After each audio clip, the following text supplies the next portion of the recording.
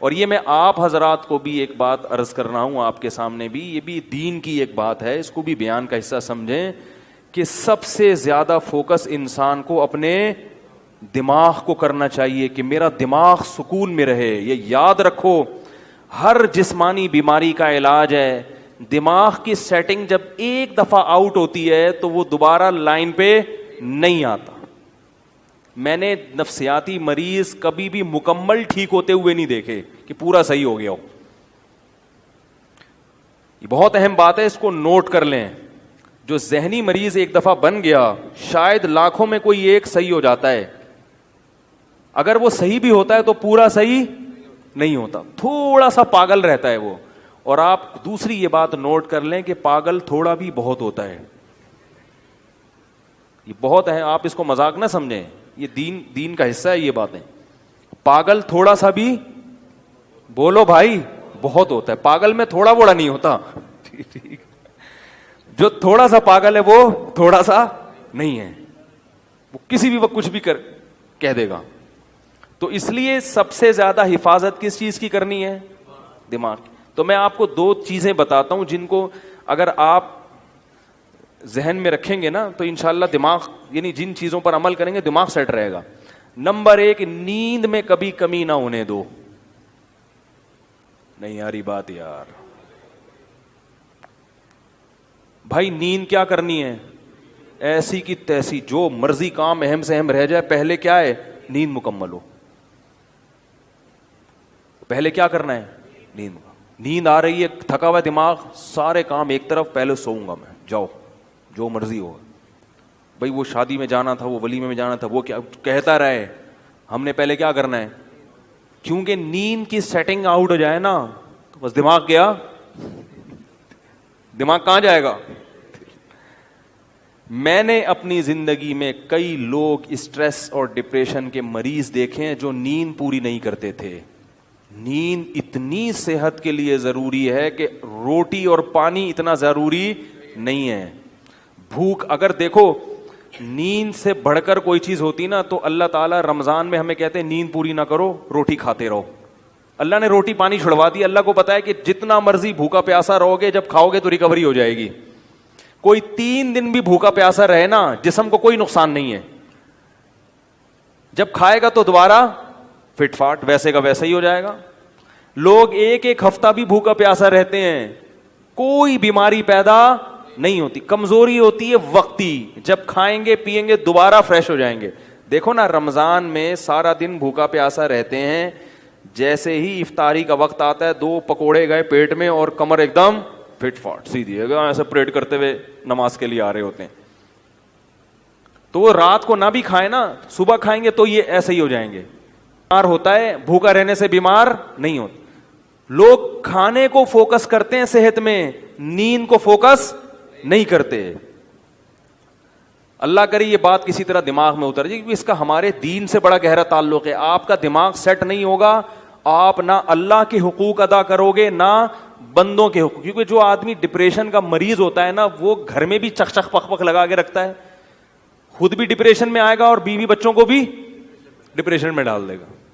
بد اخلاق، نبی صلی اللہ علیہ وسلم نے کیا فرمایا؟ قیامت کے دن سب سے زیادہ میرے قریب وہ ہوگا جس کے اخلاق سب سے اچھے ہوں گے. تو اخلاق کے اچھے ہونے کے لیے چیمبر کا صحیح ہونا ضروری ہے. ٹھیک ہے نا؟ دیکھو بچوں کی نیند پوری نہیں ہوتی، کیسے چڑچڑے ہوئے ہوتے ہیں، خام خامی چیزیں اٹھا اٹھا کے پھینک رہے ہیں.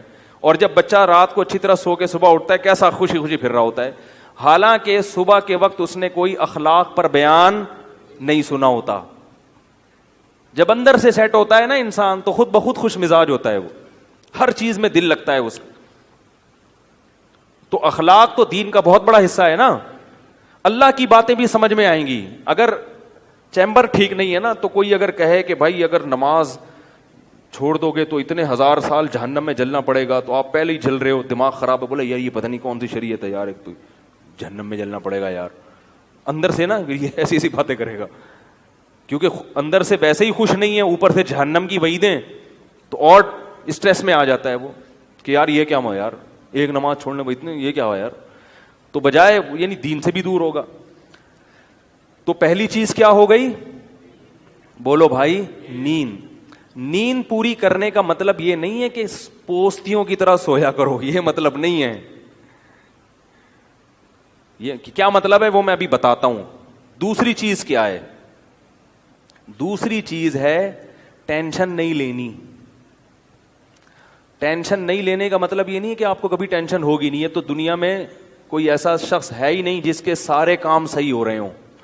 اس پر تو ایک مستقل بیان ہے میرا کہ دنیا میں یعنی انسان جو ہے نا ڈپریشن کا علاج کیا ہے. تو میرے 3-4 بیانات ہیں, وہ آپ تفصیل سنیں. میں ابھی مختصر ایک بات بتا رہا ہوں کہ دیکھو دنیا میں ساری چاہتیں کسی کی بھی پوری نہیں ہوتی.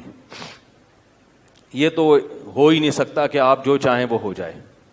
لوگ وزیر اعظم بنتے ہیں, جیل میں چلے جاتے ہیں. حقیقت ہے یہ.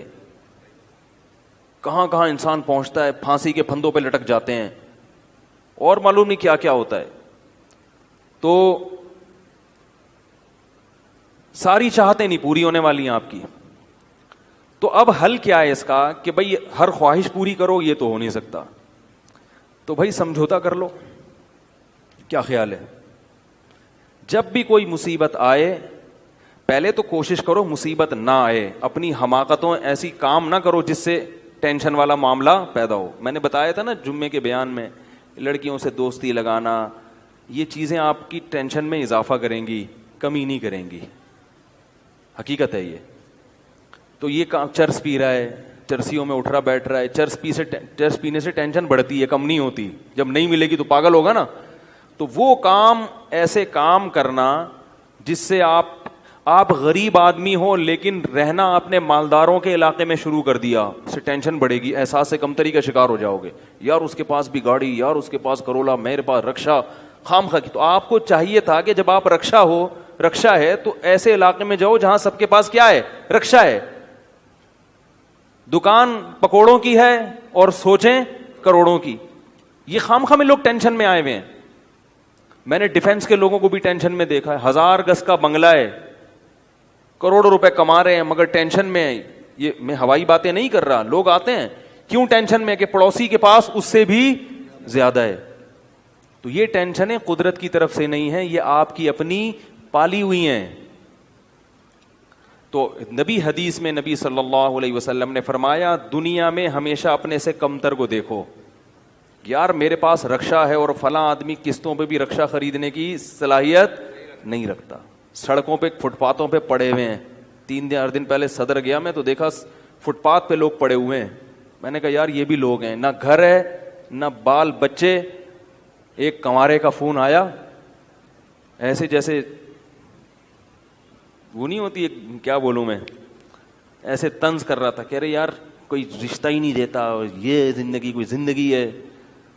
تو میں نے سوچا, میں نے کہا دیکھو وہ جو صدر میں فٹ پاتھ پہ پڑے ہوئے ہیں نا, ان کو کوئی دے گا رشتہ؟ میں نے کہا تمہیں ابا نے گھر میں رکھا ہوا ہے, روٹی پانی پنکھا سب مل رہا ہے, دعا کرتے ہیں اللہ کوئی انتظام کر دے. نہیں کر رہے تو ان لوگوں کو دیکھو جن کو روٹی پانی بھی نہیں مل رہا. تو اپنے سے کمتر کو دیکھا جائے دنیا کے معاملے میں, اس سے آپ احساس کمتری کا شکار نہیں ہوں گے. تو ٹینشن ختم کرنے کی ایک بہت بڑی ذریعہ یہ ہے کہ اگر پھر بھی کوئی مصیبت آ گئی تو تقدیر کا سوچا جائے کہ جو چیز مقدر میں ہے وہ ٹل نہیں سکتی. اور دنیا مسافر خانہ ہے, یہاں اگر ٹینشن ہے تو وہ بھی عارضی, یہاں کی خوشی بھی عارضی. ایک آدمی کے بچے بچھڑ گئے, طلاق ہوئی میاں بیوی میں, بیوی بچوں کو لے گئے فرار. اب وہ میرے پاس آیا, ایسے بیچارہ, ظاہر ہے بچے تو یاد آتے ہیں, ایسے اس کی حالت خراب, اسٹریس. تو میں نے کہا کیس کرو عدالت میں. کہہ رہے عدالت میں کیس سے کوئی فائدہ نہیں ہے, نہیں ملیں گے بچے. بہت میں نے حل بتایا, یہ کر لو, تمام حل ناکام. میں نے کہا پھر یوں کرو. کیا کرو؟ مٹی ڈال. میں نے کہا ڈاکٹر عافیہ صدیقہ کا سوچو, وہ عورت ہے, جیل میں ہے, اپنے بچوں سے دور ہے, مزید اولاد بھی نہیں ہو سکتے اس کے. تو میں نے کہا تمہارا اگر تمہیں جیل میں ڈال دیا جائے نا ابھی, تو تم کہو گے چلو بچے نہ ملیں لیکن جیل سے تو باہر آؤں, یہی سوچو گے نا. اس کا سوچو کہ وہ ایک عورت ذات ہے, کئی سالوں سے جیل کے اندر پڑی ہوئی ہے. اور عورت کے لیے بچوں سے جدائی وہ بہت زیادہ مشکل ہے, مرد تو برداشت کر لیتا ہے. تو میں نے کہا اب جو چیز بس میں نہیں ہے اس پہ غم کرنا فضول, مٹی ڈالو ایسے اور شادی کرو اور مزید نئے بچے پیدا کرو. جب ادھر دوسری اولاد آئے گی تو ادھر سے ذہن آپ کا ہٹ جائے گا. کہتا ہے لوگ تانے دیں گے, بچوں کو بھول گیا. میں نے کہا لوگوں کے پاس فالتو ٹائم بہت ہے, ٹھیک ہے نا, وہ تانے دیتے رہیں گے, لوگوں کے تانوں کی پرواہ مت. جب ایک چیز آپ کے بس میں نہیں ہے تو اس پہ سوچنا کیسا. یہ بھی ایک بہت بڑا نسخہ ہے سکون کا کہ جو چیز آپ کے اختیار میں نہیں ہے اس کے بارے میں سوچنا بند کر دو. دیکھو نوح علیہ الصلاۃ والسلام اپنے بیٹے کی ساری زندگی تربیت کرتے رہے مگر وہ کافر نکلا. آخری وقت میں نوح علیہ السلام کو اپنے بیٹے پر کتنا پیار آیا کہ میری کشتی میں سوار ہو جا. بیٹا کہتا ہے سآوی الی جبل یعصمنی من الماء, میں پہاڑ پہ چڑھ جاؤں گا جو مجھے پانی سے بچا لے گا. پیغمبر کو اپنی اولاد سے بہت محبت ہوتی ہے, بہت زیادہ ہے. جیسے یعقوب علیہ السلام کو تھی نا اپنے بیٹے سے. کتنا درد ہوگا اس وقت نوح علیہ السلام کے دل میں, کیسے تڑپ رہے ہوں گے. لیکن بیٹا باز نہ آیا. وحال بینہم الموج فکان من المغرقین, ایک موج آئی اور اس کو غرق کر دیا. نوح علیہ السلام نے اللہ سے دعا مانگی ان ابنی من اہلی, اے اللہ میرا بیٹا میرے اہل و عیال میں سے ہے, تو نے تو وعدہ کیا تھا تو میرے اہل و عیال کا خیال کرے گا. اللہ نے کیا فرمایا انہ لیس من اہلک, یہ تیرے اہل میں سے نہیں ہے, اس کا عمل ٹھیک نہیں ہے. فلا تسألنی ما لیس لک بہ علم, دوبارہ یہ سوال مجھ سے مت کرنا. اب یہ نہیں کہ نوح علیہ السلام بیٹھ گئے یار یہ کیا ہو گیا یار, اب سوچیں یہ تو بڑا ہے. بس نوح علیہ السلام نے فوراً استغفار کیا, اعوذ بک ان اسألک ما لیس لی بہ علم, اے اللہ میں تجھ سے پناہ مانگتا ہوں ایسی چیز کی, میں تجھ سے ایسا سوال کروں جس کی دلیل میرے پاس نہیں. بس ختم, بھول گئے. اب یہ تھوڑی کہ روتے رہیں بیٹھ کے, بھائی جو چیز بس میں نہیں ہے چھوڑ دو.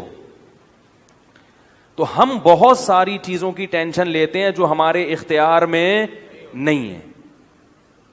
پیٹرول مہنگا ہو رہا ہے, بیٹھ کے خام میں پریشان ہے. بھائی تم سے پوچھ کے تھوڑی مہنگا ہوا ہے. غم کرنے سے اگر وہ سستا ہو جائے تو رو. میرے پاس تھی Kawasaki G T O, Kawasaki G T O 125. آپ کو پتا ہے کیا بائک تھی وہ, ہم نے بھی بڑے شوق پالے ہیں ایک زمانے میں. میں اس میں پیٹرول ٹھیک ٹھاک ڈلتا تھا. اب جب پیٹرول مہنگا ہوتا تو سب سے زیادہ متاثر میں ہوتا تھا اس سے. 50 والوں کو کچھ نہیں ہوتا تھا. تو میں ایک دفعہ پیٹرول پمپ گیا, میں نے پیٹرول ڈلوایا اس میں, تو اس نے کہا وہ 5 روپے پر لیٹر بڑھ گیا ہے. مجھے بڑا غصہ آیا. میں نے ساتھ والے سے کہا, میں نے کہا یار یہ کیا مذاق ہے یار, ہر تھوڑے دن کے بعد 5 روپے بڑھ رہا ہے, تو آپ کو غصہ نہیں آیا؟ اس نے کہا صرف میرے لیے تھوڑی بڑھ رہا ہے, پوری قوم کے لیے بڑھ رہا ہے نا. تو مجھے اس کی بات بڑی اچھی لگی. اس نے کہا میرے اکیلے کے لیے بڑھے تو مجھے غصہ آئے, سب کے لیے بڑھ رہا ہے تو چلو ٹھیک ہے. اس دن کے بعد سے اب تک پیٹرول بڑھنے پر مجھے غصہ نہیں آیا. میں یہی کہتا ہوں یار مجھے ٹینشن لینے سے کیا ملے گا. 100 روپے لیٹر بڑھ جائے, زیادہ زیادہ یہ ہوگا, بہت زیادہ بڑھے گا تو گاڑی بیچ دو. بھائی نہیں ہمارے کنٹرول سے باہر ہو گئی ہے, گاڑی بیچ دو, دوبارہ آ جاؤ, ٹیکسی پہ آ جاؤ, پھر بھی ہے تو پھر رکشے پہ آ جاؤ, پھر چنچی پہ آ جاؤ, پھر پیدل ہو جاؤ. جو چیز اختیار میں نہیں ہے اس کی ٹینشن لینا حماقت ہے. بات آ رہی ہے سمجھ میں؟ لا الہ